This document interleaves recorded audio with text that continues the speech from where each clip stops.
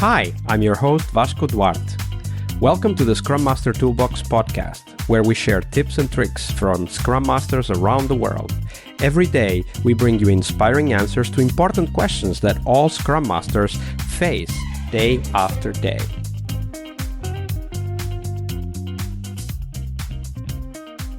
Hello everybody, welcome to our Success Thursday this week with Keir Lumsden. Hey Keir, welcome back. Hello, happy Thursday. What a week Absolutely. It's been. Yeah, and it just flew by, right? It's also my first week back to work, so that's slightly painful. No, not really. All right, but let's go to the topic. Success Thursday is, of course, where we reflect on what success means for us as Scrum Masters. But before we go there, let's talk about something we use in order to try to reach that success. I'm talking about Agile retrospective. So Keir, share with us, what's your favorite retrospective format and why? I'm debating as to whether to give the flippant answer, but the one that creates conversation about the area of focus and ultimately exposes an idea. I know that does sound flippant, but I guess understanding the context of the team, understanding the individuals in the team, and understanding those who are happy to jump in and those who are less keen is going to lead you to understand what is going to be the most impactful retrospective at that point. Do I need to use something like the fishbowl format where there is opportunity for fewer people to be actively involved and make it a more focused conversation? Because that might bring those with some anxieties about confrontation into it if they have fewer people to be talking to. Or can I look to create a situation where I just ask a relevant question, follow with an open question, and then let the rest happen, just like the blue touch paper? I think you can fall victim to using a format because you like it rather than because it does the thing you need it to. That said, there's lots of formats that are ultimately different ways of asking the same question. So you can be free to pick and choose. I will say the one I've used on many occasions is a variation of the Covey's circles of influence, because I've seen teams start to have real problems if they focus on all the things they can't change rather than focusing on the things they can. So you can see teams start to wallow in sort of despair sometimes at this point.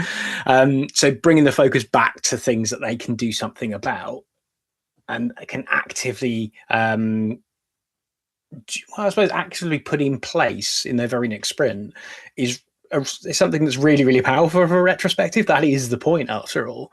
So I think in this sense, I think you can use that in every single retro to help focus the team on the things they've agreed on.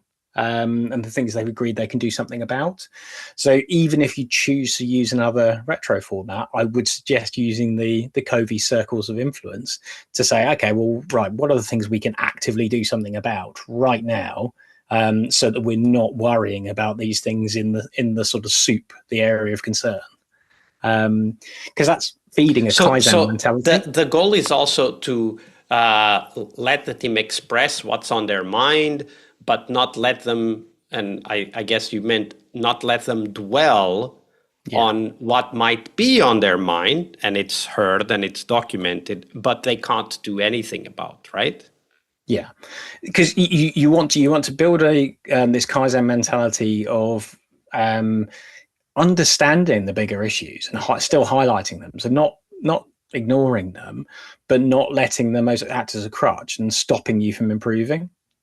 So it's be aware of them, highlight them, see if you can influence them, but also be clear about the things you can do something immediately about. Absolutely, because if we can't influence, we should just forget about it and then move on and try to do something. And it's a little bit like what we were talking about yesterday, right? Like change doesn't happen in a PowerPoint presentation. Change happens on the day-to-day actions that we take. And the same thing with improvement, right? Like we might have 20 different things we could do, but if we can only work on one, well, let's start there, because you never know what might work.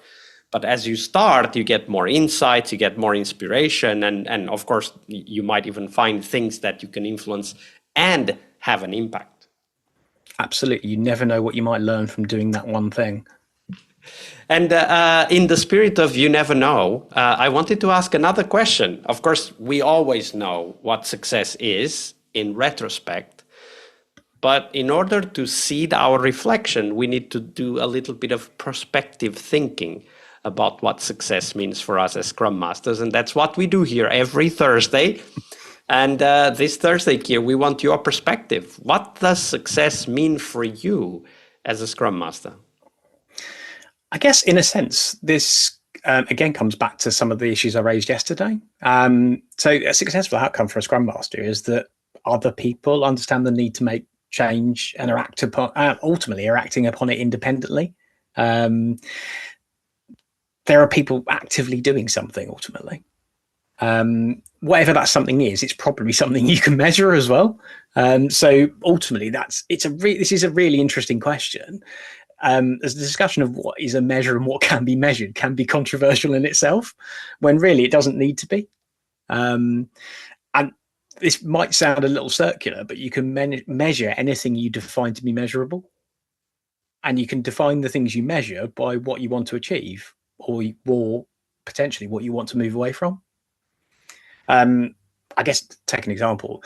If you're looking to understand whether everyone understands the bigger aim of your product, you could ask a different person associated with your product, developers, stakeholders, what the product goal is every other day and measure the ratio of correct answers.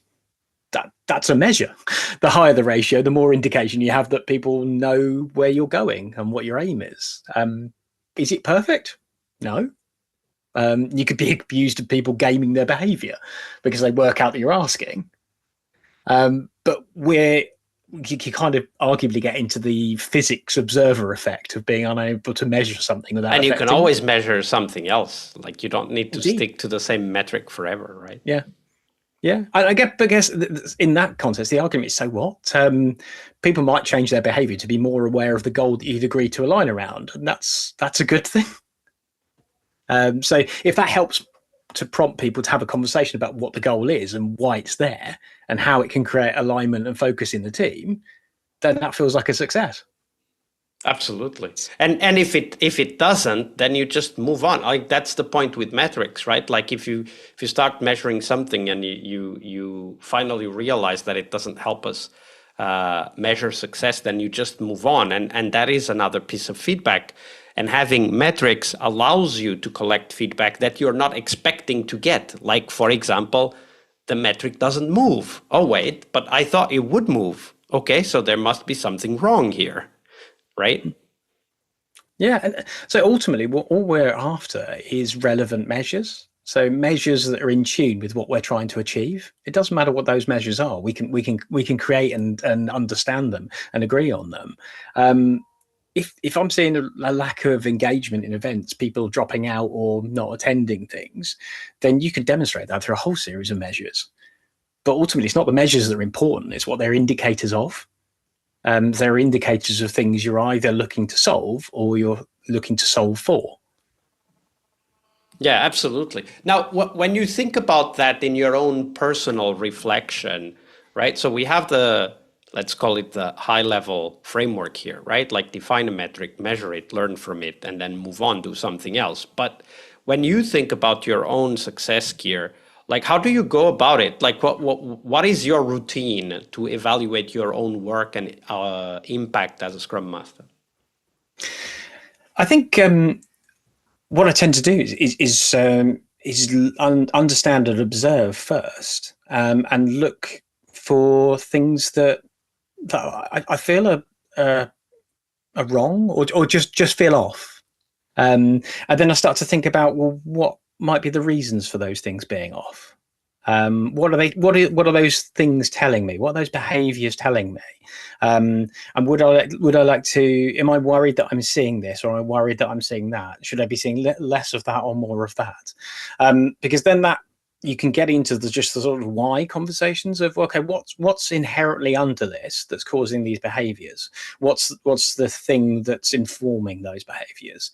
And start to think about that. And ultimately that leads you down a tunnel of, okay, well, let's see what the real problem is. Let's understand and talk to people and understand what's really here. I'd rather deal with the cause rather than the symptoms. The symptoms are going to help me, and the symptoms can be measurable, but ultimately they're telling me there's something there that I can investigate.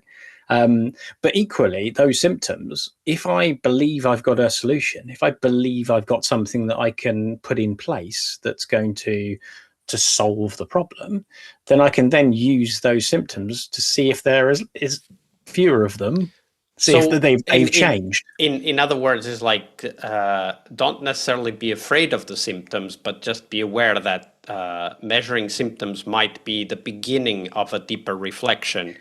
And you might discover that certain things don't actually tell you if you're improving, and then you need to start measuring other. Absolutely, yeah. They won't necessarily. They can tell. You can come back to them. They may tell you that you've solved the problem, but it's highly unlikely the metric or the measure itself is going to tell you the problem. It's a starting point. Yeah, it's a starting point. I think that's a great way to put it. Thank you for sharing all of those lessons, Keir. No worries. Thank you very much. I'm looking forward to the last day now. It's already tomorrow, folks. Part of a successful Scrum Master job is to help the product owner. Tomorrow we explore that critical role in Scrum, the product owner role. Tune in to learn about product owner anti-patterns, what you can do to help the product owner, and a real-life example of what a great product owner is and what made it so. Tomorrow on our Friday Product Owner episode. See you tomorrow. We really hope you liked our show. And if you did, why not rate this podcast on Stitcher or iTunes? Share this podcast and let other Scrum Masters know about this valuable resource for their work. Remember that sharing is caring.